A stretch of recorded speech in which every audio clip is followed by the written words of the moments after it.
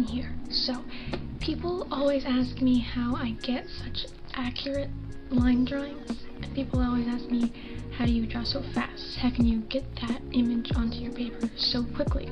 So I want to talk about how I use the grid method to get a near perfect line drawing efficiently, quickly, easily.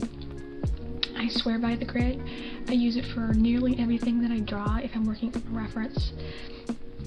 I've actually been doing it this way since I was like 8 or 9 years old. My dad taught me when I was little, and I realized, wow, this is incredible. I'm never going to go back to the normal way of drawing ever again. Some people don't like to do it. Some people are just naturally really good at drawing what they see and getting it on there perfectly, but I'm not.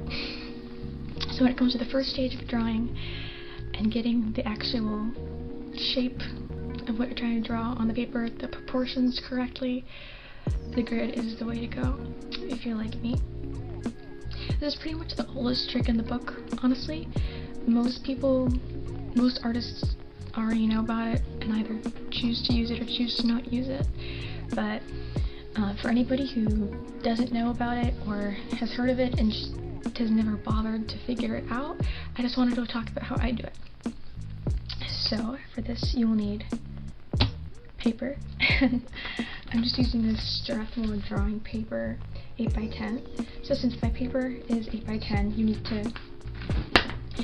to make sure that your grid is the same dimensions as your paper. So since I'm using 8x10, my reference photo has to be 8x10 squares.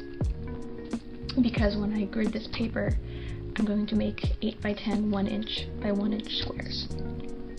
So for this, obviously you're gonna need a ruler. A clear ruler is the easiest because you can see through where you're marking, see on the paper.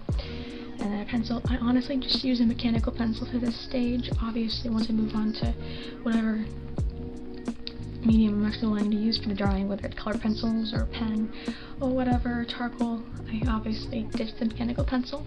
But all that you really need is any sort of pencil that can erase and an eraser. And of course you need your image. And for this I'm just going to be drawing this seal. It's simple and I love seals, so yes. And also, in order to get the grid onto your image, I use an app, I forget what it's called, but I'm just gonna edit it on here when I'm done. But it's really simple. You just go in, you select your photo, you select what number you want your grid to be. So I would pick 8x10. For me, I just selected the 10 columns option, and then check the box that says squares, so it's automatically gonna make it all squares. So you just want to make sure that you've got 10 squares and 8 squares. Pretty simple. I'm sure this sounds very redundant, but you know, just in case. So I'm going to begin by making my grid on my paper.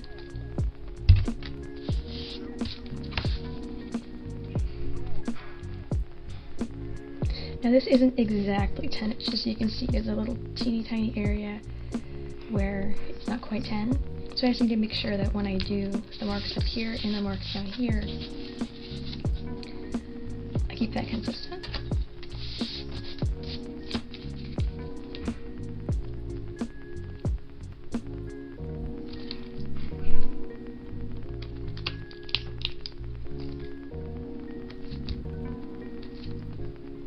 And I'm just marking where each inch is. And I'm going to do that for every side and then just connect the lines to make the grid. Pretty simple.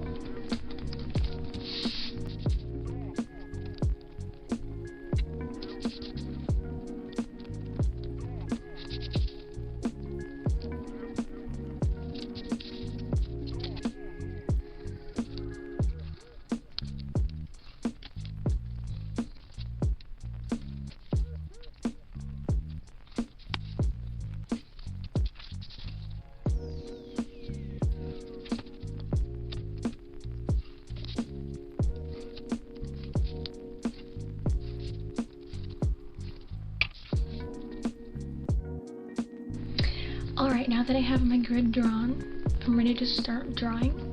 So, the whole point of why we're using a grid is to get the proportions exact. So what we're essentially doing is breaking down this image into points or landmarks, and you're focusing on each landmark being in the right place first. And then once you get everything on there proportionally, that's when you can erase the grid and go, you know, refine your lines and make everything connect, really. But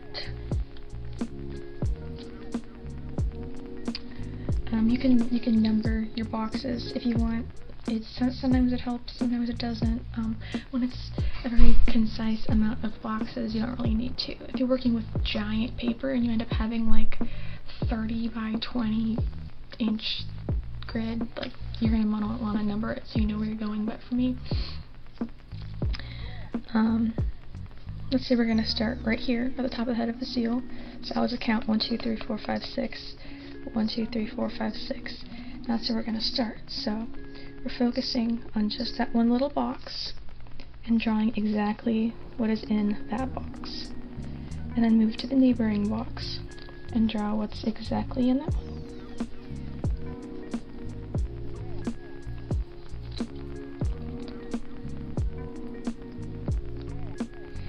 Here we've got the corner of the eye coming in maybe like a quarter into that square.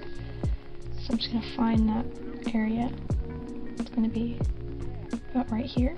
And it's not going to be perfect. You're definitely going to want to come back and fix some things after.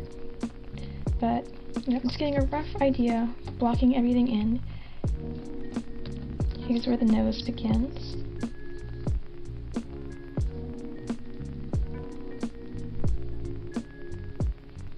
The mouth.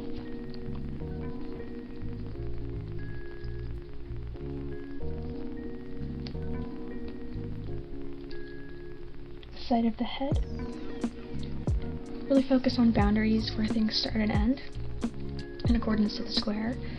See, his face starts about 2/3 of the way in, so I'll make sure I find that.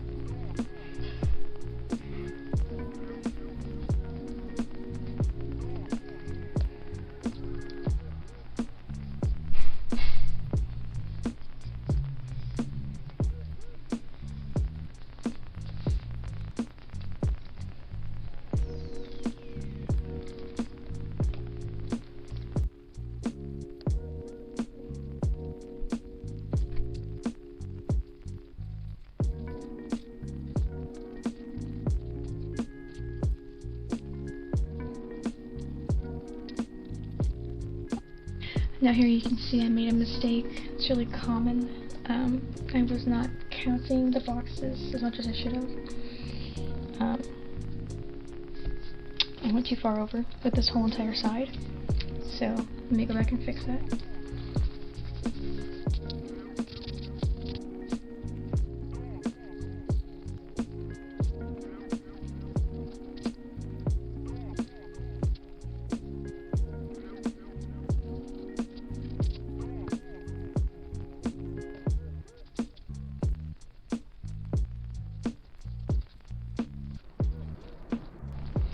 Okay, so now that I've got the basic shape of our little seal here, and I've got the proportions laid out, where things start, where things end, it's time to erase the grid lines and fix my pencil lines. Or for me, when I'm drawing, the next step that I usually go to is I'll just start right in with outlining with a pen, and then I'll erase all the pencil after. So that's the approach I'm going to take. But what you could do if you wanted is just go in and go around the lines and just erase your grid lines like that. But to make it easier and quicker on myself, I'm just going to go right in with a pen and erase everything underneath it.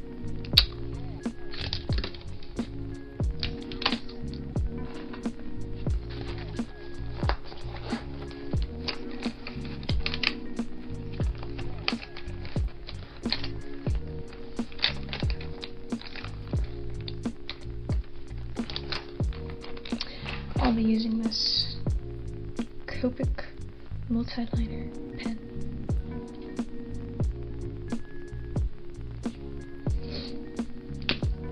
I usually use microns. Micron pens, Pitt pens, or Copic pens, but microns are usually my go-to.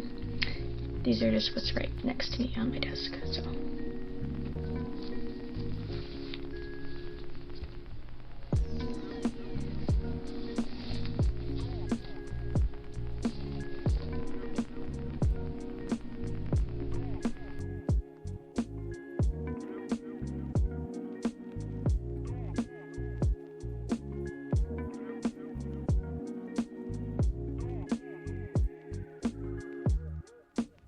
am working fairly fast, so this picture is not going to be, this drawing is not going to be as high quality as the stuff I usually do.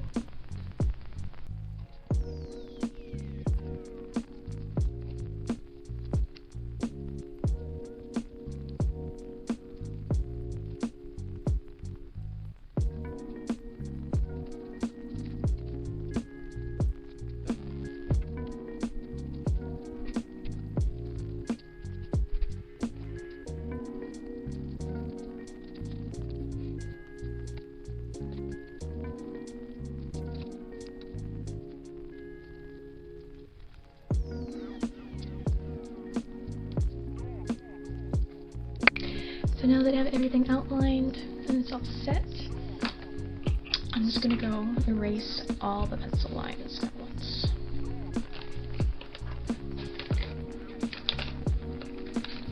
If I can find my baby eraser.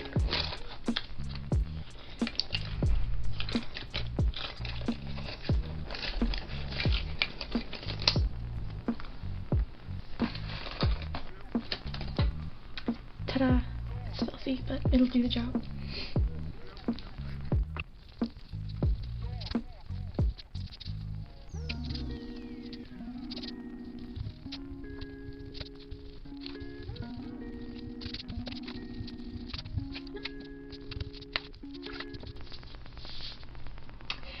Alright folks, there you have it.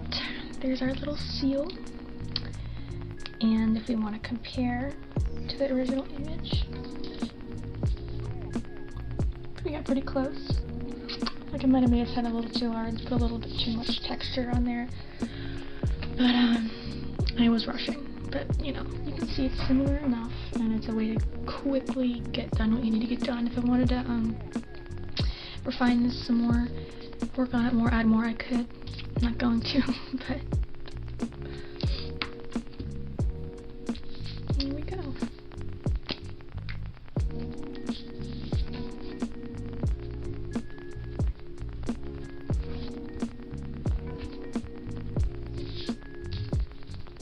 I hope that was somewhat helpful, and have a great day.